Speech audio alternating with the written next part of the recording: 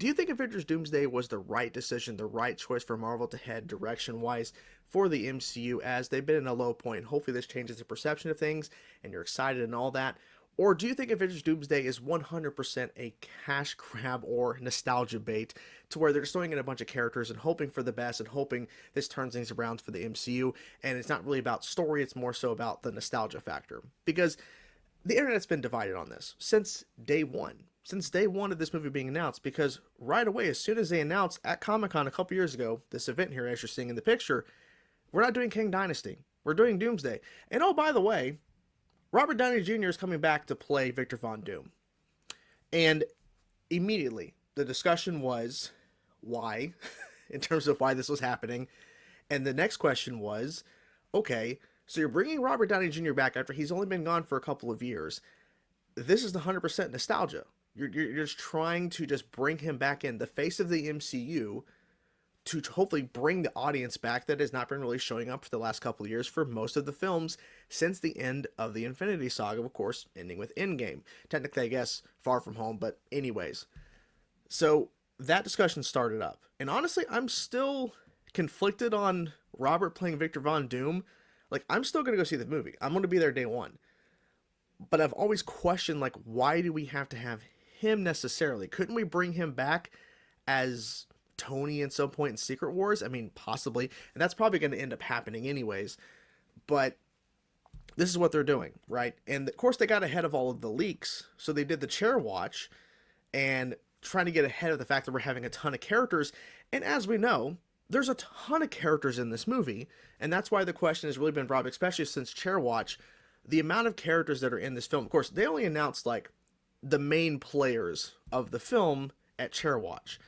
But the return of the X-Men, right? As soon as they announced Patrick Stewart, Ian McKellen, James Marsden, and a slew of other original X-Men cast members, including Alan Cummings as Nightcrawler, like, that was a pretty cool pull there. The question is it justifiable, right? Is this for a story purpose, or is this to bring this cast in and potentially other characters and other, appearances from other characters outside of Fox as well, which we'll get to that more in a second, for nostalgia, or is it justifiable because of the multiverse angle? Is that really what it is? Like, is this basically their version of Crisis, where they're bringing in all the characters in? And maybe that's why they're doing it, but is it truly for the story, or is it to try to bring the MCU in a more positive light and hopefully turn things around? But is it for a good reason or not? Because I think Chair Watch was a really good indication, in my opinion, of the variation of different characters that have been introduced in the MCU throughout the MCU's run. And then when you start throwing in the X-Men and stuff, it totally throws everything off, because it's like, okay, wait, number one, this cast hasn't been around for a while, or at least most of them haven't, and you're bringing them back into this film, and it really ties in the multiverse stuff, but is it truly because of the multiverse stuff, and that's justifiable for the story, or is it for the nostalgia bait? Because with this, like, especially this moment of James Marsden finally getting his moment to shine, is it just for the quick pop? Is it just for the quick pop to see James Marsden finally get his moment wearing the iconic Cyclops outfit? Even though we've seen Patrick Stewart play Professor X for so long, and he's played different versions, and he's died multiple times, seeing him and Ian McKellen back as Magneto in this teaser was freaking phenomenal. It was. But is it justifiable for them to return? Like, because even though it's multiverse, does it make sense? Does it truly make sense to bring them back? I guess we'll find out in the movie, and hopefully we actually have a good explanation as to why specifically we go to an Earth that they're included. Obviously, they've already teased this years ago, with the Marvels at the end, because we, of course, had Kelsey Grammer, who is confirmed in this movie as Beast, and he's back in this movie as Beast. So it's that same Earth, presumably, that was already introduced in the Marvels a few years ago. So they were already setting this up. But was that setup knowing they were heading in this direction for the nostalgia factor, or if they truly have a long-term game plan? And I'm hoping it's the latter, the long-term game plan. I'm hoping it's not, oh, well, let's just throw in the actors, because I don't want to see specifically the X-Men cast here just for a few minutes, and that's it. That would really hurt me specifically.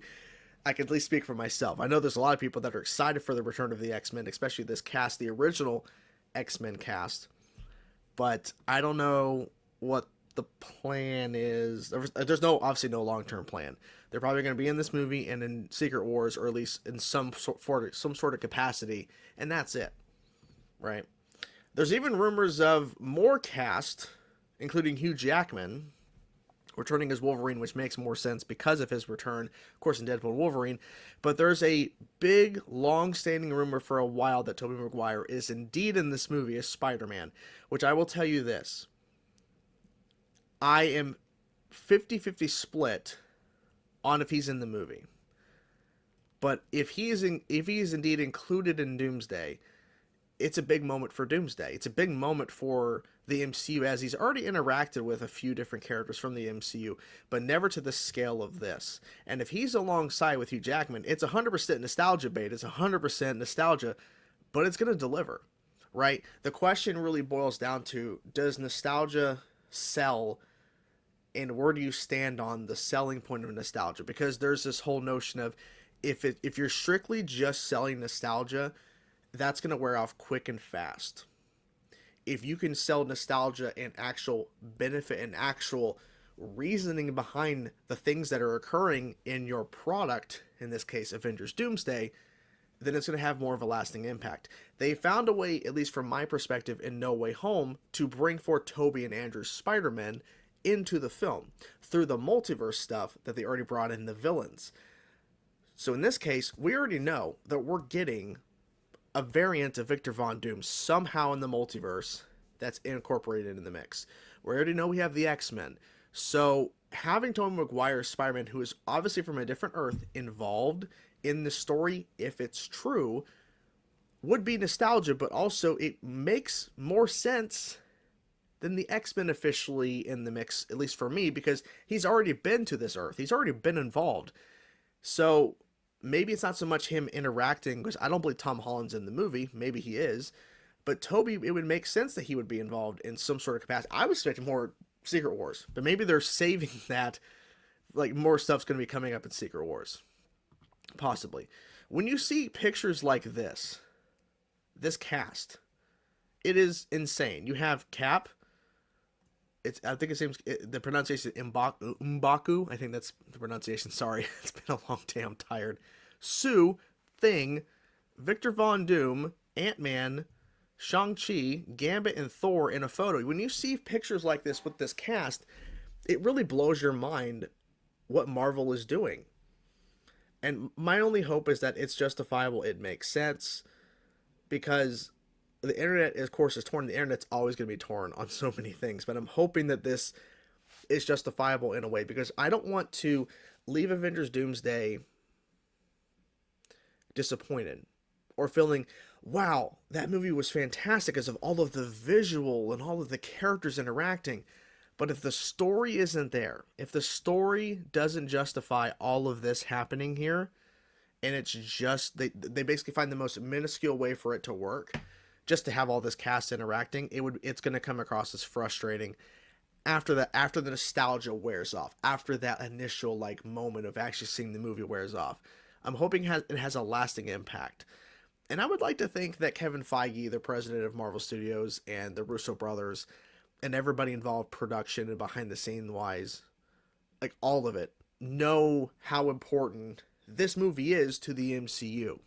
Because it's not only the next Avengers film, it is also the next step forward in terms of where Marvel is heading. Because, of course, after this, we have Secret Wars.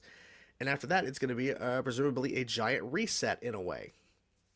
But this has to happen in order for the reset to make sense in terms of this movie and Secret Wars.